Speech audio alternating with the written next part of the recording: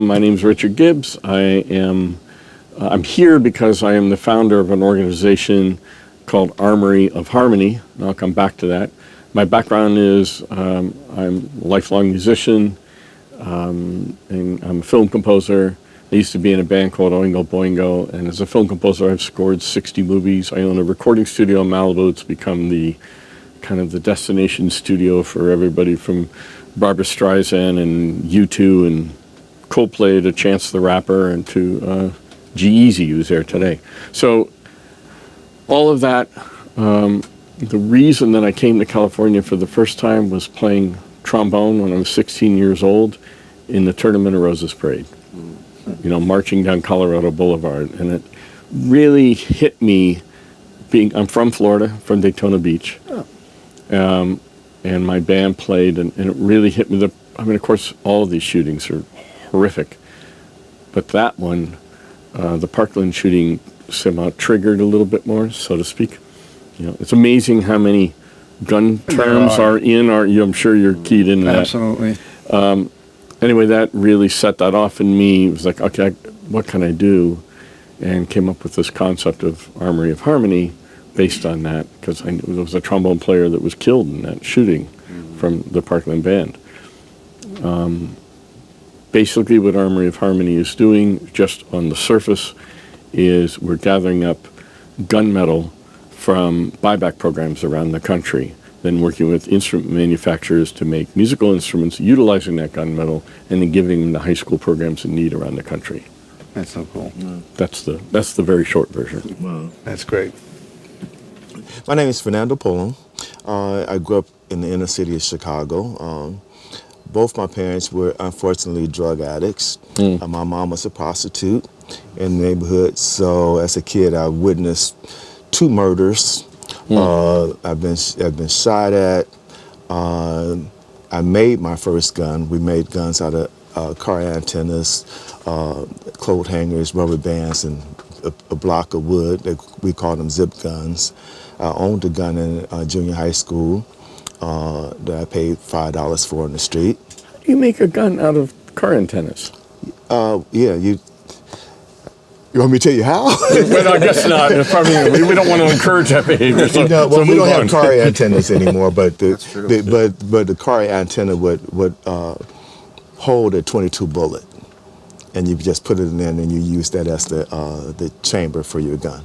Wow. So the old ones with the base of it. I get it. Yeah. Okay. So we made, and then we would put shotgun shells and pipes and use those as well. But I've witnessed, and as a teacher, I witnessed murders growing up, but the thing that saved me was music. And being able to play took me away from those elements. And so I decided that I want to give those same opportunities to other kids. So that's why I became a teacher in the South LA in particular, because there's a huge amount of gun violence. I've done a murder trial for one of my students, and I spoke at funerals, as a result of being a teacher. What do you mean you did a murder trial? Well, I was when a person is convicted, they have a sentencing phase. In the sentencing phase, they try to assess the person's value, and then that determines if the murderer gets life or the death penalty. And so they had me to speak about what we lost as a society based on my student's death. I see. Wow. That's hard. That's pretty much it. So, but right now I teach 900 kids in the inner city, give them opportunities. But, we've had, a number of successful kids. A number of them have been on the John Lennon school bus. They went out with Katy Perry, Beyonce, and they're working musicians, and some of them are teachers as a result of having this opportunity. I think that's amazing that kids who might not see other opportunities, and to have this opportunity and see the value in it, and that you're able to bring that to them from your experience, I think is you can't manufacture that. That's not on this scale. No. It's incredible. It is. My name is Ronnie Hurd. I'm probably, well, I am the youngest person here. I'm 19. Don't be sure. I'm gonna say maybe don't assume anything. What makes you say that? Rub it in. Yeah. I've been playing music like all my life. I grew up playing music in church and stuff. I started off playing drums and like piano. My main instrument is sax now, but I feel like music, like he was saying, like it saved my life pretty much. I grew up in South Central LA. I went to Bret Hart Middle School. You know, it wasn't one of the best middle schools.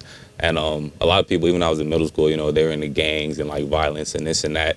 And back in middle school, I did music and I also like played sports. So I knew all the people, you know, they were like, you know, gang members, but, you know, also on the football teams and this and that. But I started focusing on music because when I was in middle school, I had a friend, he was like participating in gang violence and this and that. And one of the people he had got shot. His name was Vance, but he had got shot. And that's when I was in middle school. And I was like, whoa, like before it didn't really like hit me like how bad it was. It was normal for me, like, you know, growing up in South Central, you know, people gang banging, you know, you see somebody, you know, don't wear this color there and that. But that's when it hit me, like, you know, I kind of want to do like better with my life, you know, show people that there is a better way that you could grow up, you know. So I started continuing to go with music, you know. That's when I met Mr. Fernando Pullum at his community arts center. I started doing that when I was in 8th grade, so I've just been kind of pushing towards music, you know, trying to like escape, you know, that sort of life. You know, I want a better life for me. You know, I have younger siblings, you know, I want them to look up to me and be like, oh, you know, I don't have to go out and, you know, be a gangbanger and this and that. You know, I don't have to go promote gun violence, you know, go fight, you know. I could find something else, you know, like a different outlet, like as far as the arts and stuff. That's cool that you understand that role as a role model for your younger siblings. And there's a real cool opportunity in this direction. Yeah. With music. So my name is Mark Barden. Spent my formative years as a professional musician. I grew up in Yonkers, New York. It's an interesting kind of dual story in that my wife Jackie grew up a few miles away in the Bronx, and we had both been exposed to gun violence in our lives. She had gunfights going on right on in front of her stoop while she was sitting out there. Her brothers would have to pull her in the house. And I lived in Nashville, Tennessee as a musician, and when we were engaged to be married, we were held up at gunpoint. And I'm so ashamed of the fact that at no point during that, and then we watched these horrible tragedies happening in the cities and in schools across the country, that it never dawned on us that it's not fixing itself and that we should be doing something about it. And we were just letting it happen until the greatest tragedy hit us directly when the youngest of my 3 children, my 7-year-old son Daniel, was shot to death in his 1st grade classroom. And then that's what shook us to the core. And I feel like it rewired me. It's like it rewired my DNA. I just feel like I'm a different person now. Both good and bad, but have now made it my life's work to prevent this tragedy and this pain from visiting other families. You started this organization, right? I am one of the co-founders of this organization. Yeah. And we've kind of taken a different approach to this in that a lot of organizations have gone down this traditional path, and there's tremendous value there in the whole legislative, we have to change the laws. We didn't see that as we just thought if we were going to try to do that and expect a different result, we were fooling ourselves. And we did a whole lot of research and wanted to get to the root of this and get into the stream or the equation before the gun was even there, and talk about this from a real prevention perspective. Completely agree. And it's been remarkably successful. We've intervened on hundreds and hundreds of mass casualty events and suicides across the country. That's fantastic. Back when I was in middle school and stuff like that, I would get like dropped off. You know, my parents wouldn't let me like walk certain places, even if my grandma stays like around the corner from the middle school. But it was so dangerous in that neighborhood. You know, it was like, nah, you can't. You know, to stay in the after school program will come and get you after work. You know, so it was kind of. I didn't really realize like how bad it was back then. I was just like, I just want to walk home. You know, it's not that bad. But then I look back on it, it was pretty terrible. And me being able to stay after school, it helped me. You know. That's when I started picking up saxophone and playing and practicing more. So it was kind of an outlet for me. So I was encouraged, maybe I should just stay, I could get a little more hours in, keep practicing and this and that. But yeah. I think music is really addicting. When you hear the sound of applause, it makes you want to do something different with your life. It makes you want to recreate that over and over again. You get validated. I think some of these kids get validated the wrong way by doing negative things. They shot 5 people. Some of the gang initiations involved going out and shooting someone. That was part of, the kid. They shoot someone totally innocent in order to prove their manhood. It's so sad to me because we actually used a shooting when I was at Washington High School to try, I would say, our advantage. Because when someone got shot, we knew there's going to be a high police presence. So we could practice longer. The practice got extended an hour. The kids didn't have anything to do anyway, so we would just stay an hour longer because now it was finally safe to walk home. You had the police officers circling the city. And for me, I think the worst day of my life, I've had at least 3 kids murdered. And when I walked in and I mentioned one of them had died over the weekend, got shot over the weekend, no one cried. And I finally cried because it's like, wow, they've been stripped of all their childhood, because of the environment that they're in. It becomes so commonplace. Like even today when I was about to come over here, I was telling my fiance, I said, hey, I'm nervous about speaking, but I've been shot at a number of times. 2 months ago, I was at an intersection looking at a shooter shoot across the car. I didn't get nervous, because in the same thing with these kids, you hear a gunshot. If it didn't hit you, there was nothing to be afraid of. It's just standard operating procedures for kids in the city. And I tell my kids when we go places, I say, you're a genius. You're really smart because you're studying and you also figured out how to get to and from school every day without dying. So you have additional pressure. So that should tell you right now that you're smarter than the average person. So I use that as a motivational tool for my students when I'm talking. Well, that's pretty heavy. It's a powerful tool too. Armory of Harmony, I've already described the surface of it. Like this is simply what we're doing. But there's a bigger message in what we're doing, and that is that we aren't coming together on these issues. We know that guns and the politics around guns are the third rail of politics. People don't want to talk about that. If they're anti-gun, they don't want to talk about it. If they're pro-gun, they don't want to talk about it. That's changing.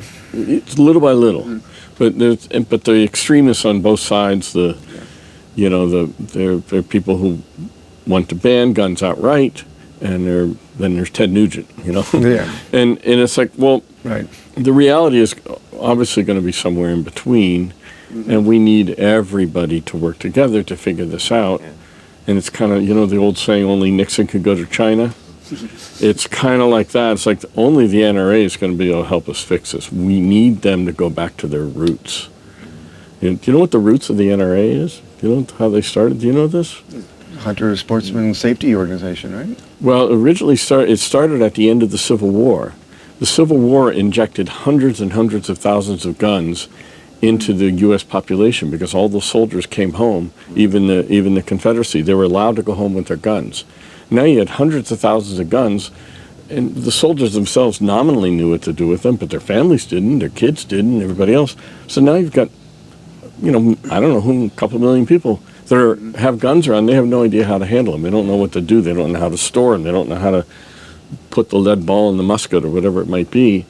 And the NRA started as an education idea. It was kind of like a YMCA for gun owners, basically. It was a social club more than anything else. It was gun safety was their number one thing. And they stayed that way until the 1970s. So for 100 years, they were actually kind of the good guys. They weren't bad, what they were doing. They weren't involved in politics. Right. They weren't involved in money, wasn't all that. Then they became a lobbying group for the gun manufacturers. You know, that's the number one export of the United States is weapons. Wow. The number two export is entertainment. How about if we just flip that? Yeah. You know, that would go a long way. The current president actually just signed a resolution to make that easier to do. Export weapons. Yeah, I don't recognize him, but anyway, that's another issue. Yeah. So that's so the larger aspect of this is what we want to do is to bring the NRA into the discussion. I mean, that's not our goal, but it's part of it. We want everybody to be coming together and finding the solutions. Like you were talking, you guys are talking about these horrible things and that are happening, the life you have been living and continue to live, what you're dealing with every day. As an entertainer, as somebody who's been doing this his whole life, I feel complicit because I look at it, I feel everybody has got it half right? Like the people who said we have to ban all guns and that'll solve the problem. No, it won't solve the problem. You know, look at prohibition.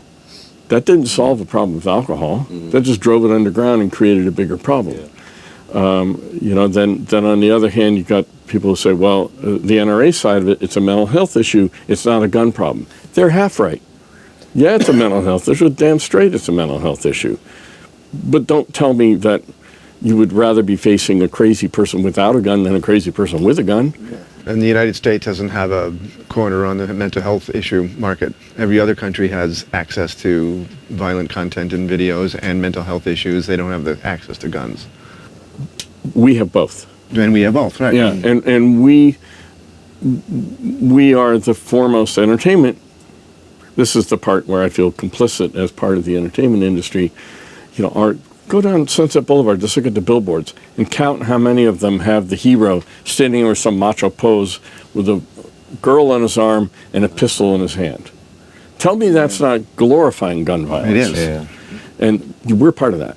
And I think that's a big mistake. I think that needs to be dealt with. I don't think it's a matter of laws. I think it's a matter of culture. We need to change the culture. Right. Well, back to your point about how it's how folks feel empowered and valued. Oh yeah. And I think that's definitely a part of that equation. Yeah. I as a little kid, I saw my first gun battle. I was standing in the park, and the rival gangs were shooting across the park. How old were you?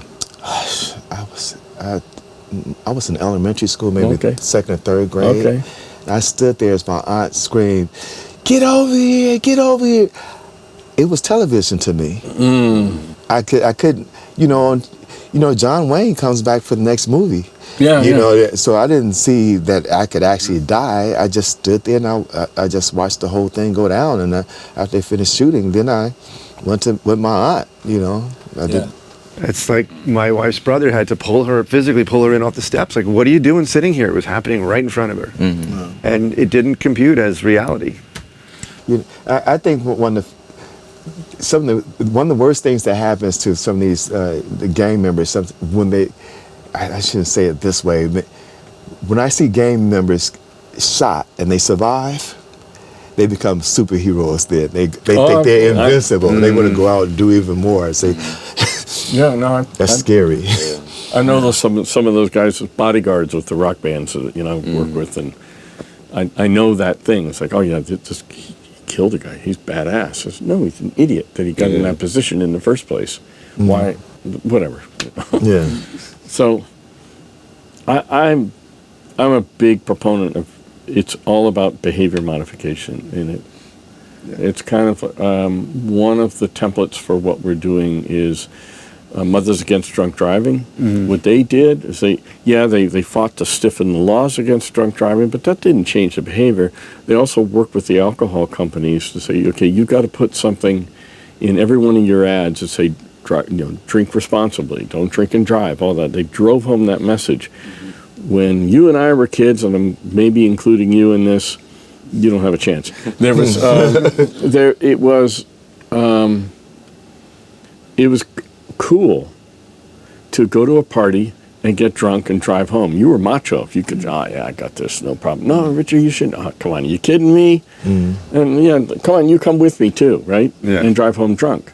My kids were still older than you, but when they when they were going to school, that culture had radically changed. Very much. It's no longer cool to do that. Yeah. You're an an idiot. Yeah. Right. Yeah. So, and that's because of the efforts of Mothers Against Drunk Driving and people like that. They've educated the public as to how dumb that is. And if we can do the same thing, I'm not saying ban guns. And personally, I'm a commie, pinko, liberal, libtard, whatever you want to call me. I don't care. I would love to ban guns. But that's not what this organization is about. We're apolitical. We're not. And you're going to just waste all your time and resources of going down, over 300 million guns are already in existence, and you have the Constitution and all that other crap you got to deal with. So deal with the problem with what you have. And you say, change the behaviors, change the attitudes, change the culture. Yeah. So what role does the media have in all of this? Because when I kind of feel like sometimes when someone kills someone, it kind of glorifies the act itself. You know what the amygdala is? No. Part of your brain. Yeah, the lizard brain, they call it. It's the first part of your brain to react to anything. It's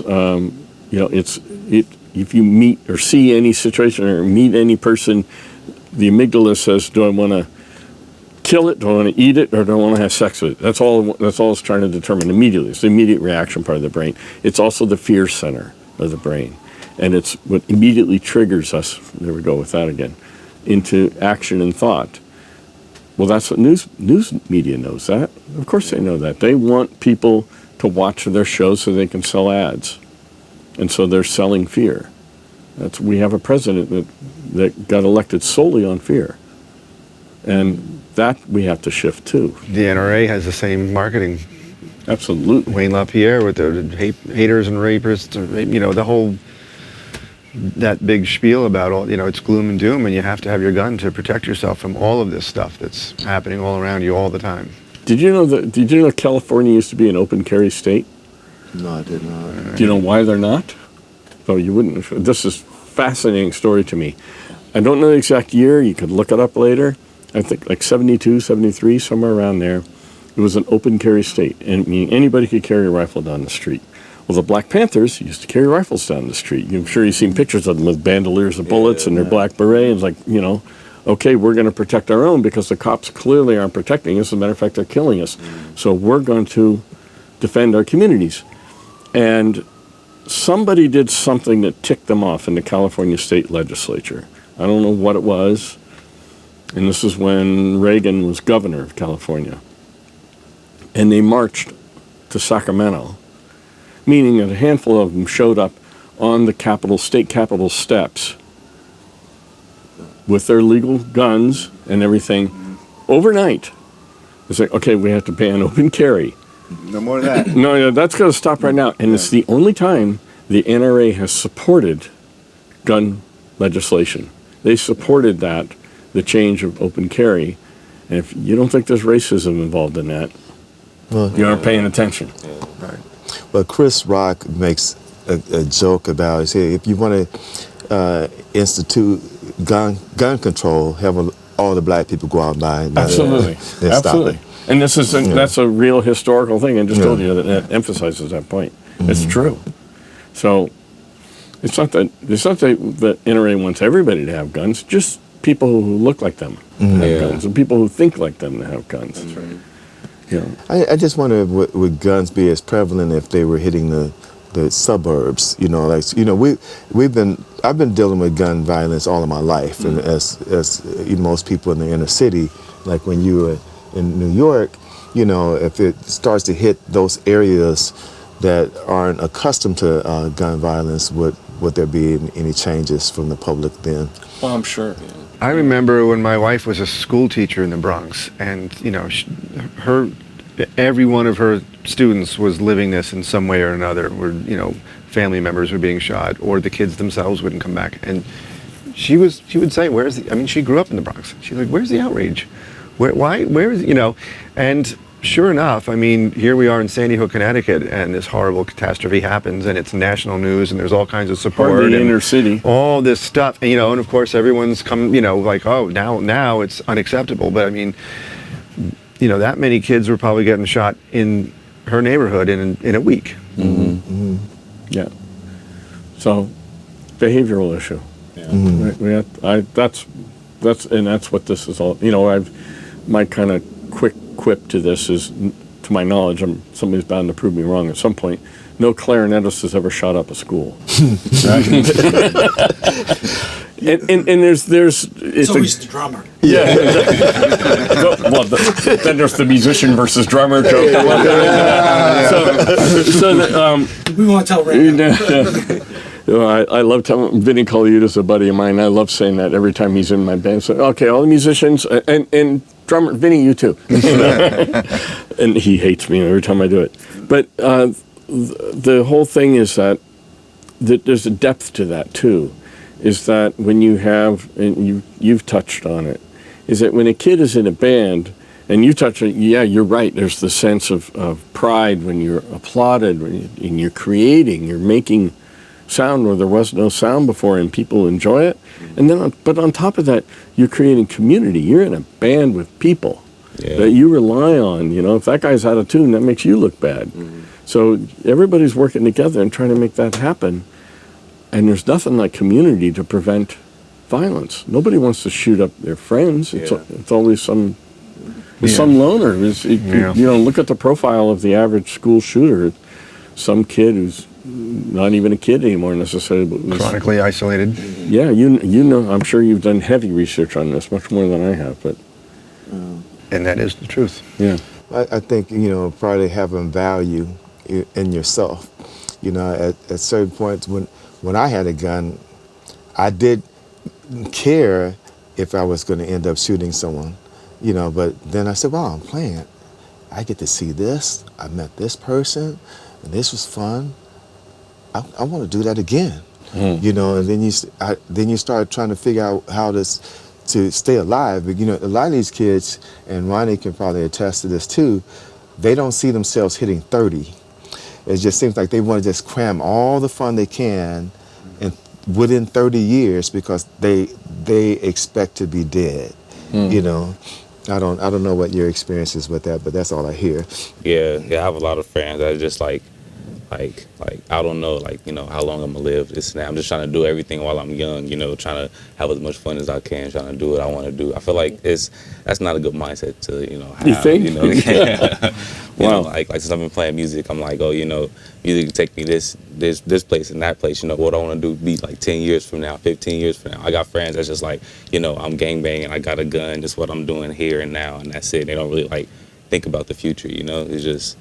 That's what I'm. And so the kids who do find that amazing, indescribable beauty in music probably are feeling like, I want to do this for a while. I want to live more than 30 years so I can continue to do this. Mm-hmm. If I didn't have Mr. Poland's program, honestly, I wasn't much like one of the violent kids or anything, but I always hung around them because they were the cool kids, and I would play like sports and stuff like that. So I felt like somehow I would have been sucked into that same type of lifestyle that they're in, since I wouldn't be playing music. I'd probably just be, trying to play sports, trying to talk to all these girls, trying to be cool with all the gangbangers and this and that. And even if I wasn't affiliated, I have some friends that, they weren't gang members or anything like that, but they hung around the gang members.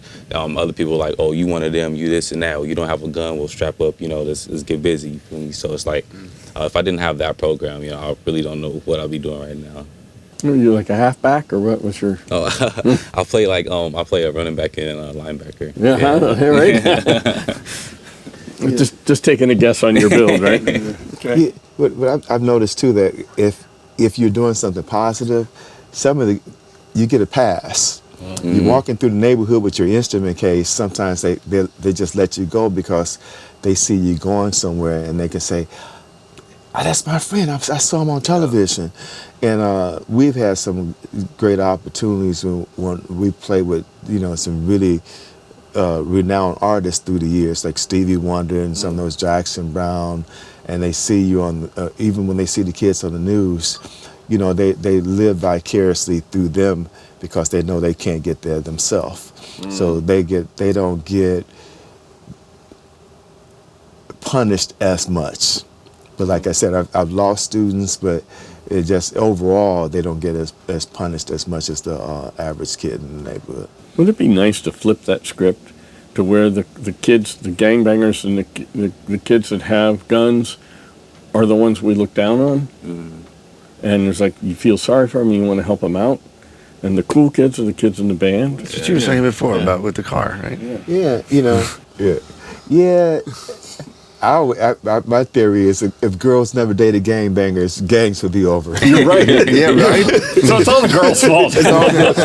This stuff, they, Damn it. I knew it. You know, we'll put on purple shirts if girls are involved. Yes, there's no girls in this bus, right? The first time I was on the bus, I was in 8th grade. I came and we did like this song and like a music video and everything, and just seeing like everything I could do, like keep going with music. When I was in 8th grade, that's when I was still, kind of starting. I was debating if I wanted to stay with music or keep going with sports and this and that.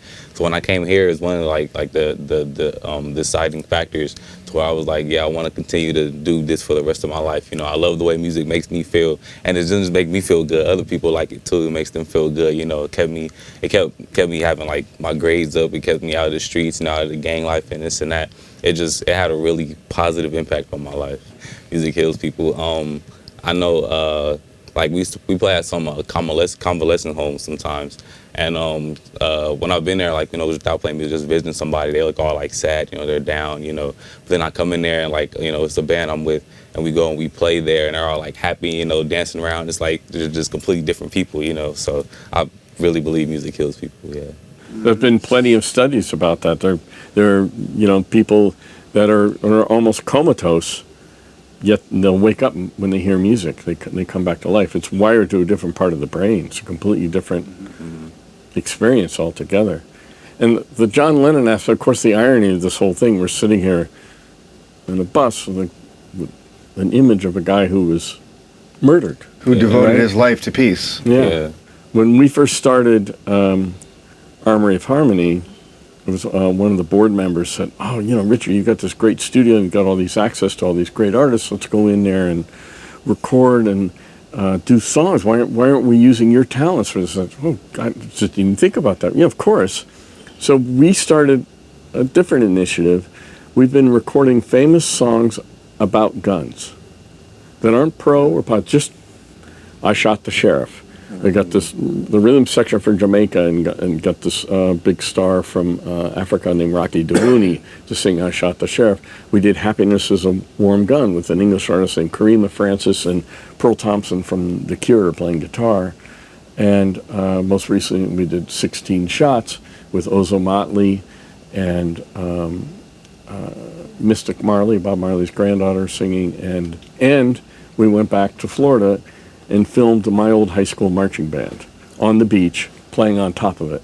Wow. And we're going to add marching bands to all these songs. That's the idea, to make that message.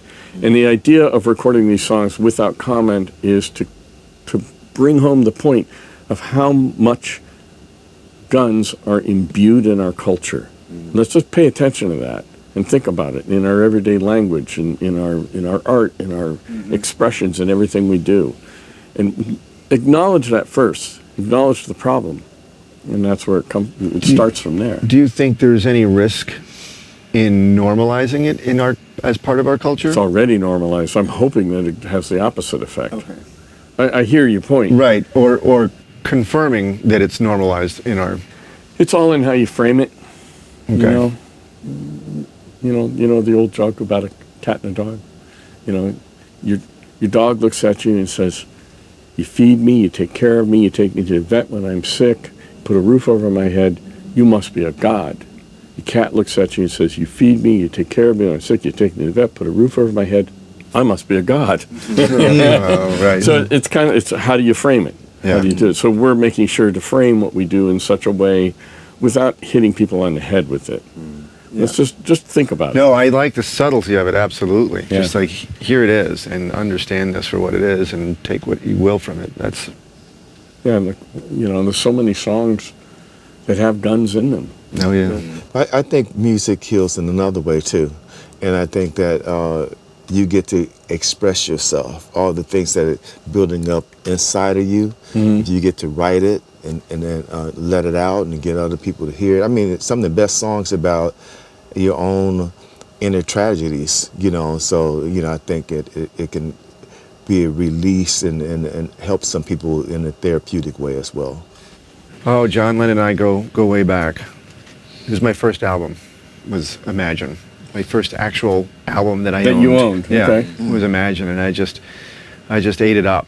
And then we took a car trip down south to visit an elderly relative, and I had to bring it with me in a station wagon. I had to have my record album against my parents' wishes, and I left it at our relative's house in,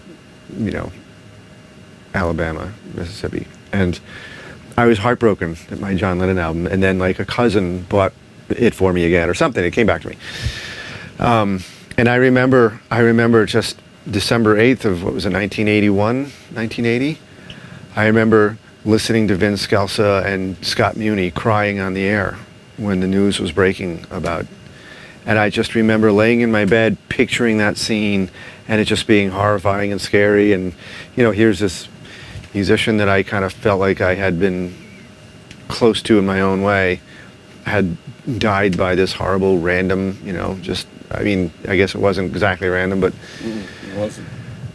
and I think that kind of was sort of this coupling of music that has always been part of my life and something that I identified with and felt comforted by and felt that was part of who I am, and then this horrible violence that intersected with it, and it just touched me in a different way. I mean, growing up where I grew up, there was, there was guns and knives in my middle school and all of that, and I just felt like this touched me in a different way. It kind of reached into the little inner sanctum of my music self in a different way, and I guess that has never left me. In music, I had to work to get music sacred again after that and make it this beautiful thing in part of my life. And then years later, as a professional musician, counting my blessings every day that I was able to bring music to my children and continue to do music as my profession, my kids were really, really involved with music. And then when my own son was shot to death, music became, again, this frightening, horrible thing that I connected with, because Daniel and James and Natalie all connected with music so deeply. It wasn't this go-to comfort mechanism. It was, again, something I had to separate again, and I'm still now in the process of getting back to that. But that's why I see so much value in this, because here it is coming back together again. This thing encapsulated in John Lennon, bringing music to kids who need a mechanism to get to a better part of their lives. So I identify with it very personally. It's great.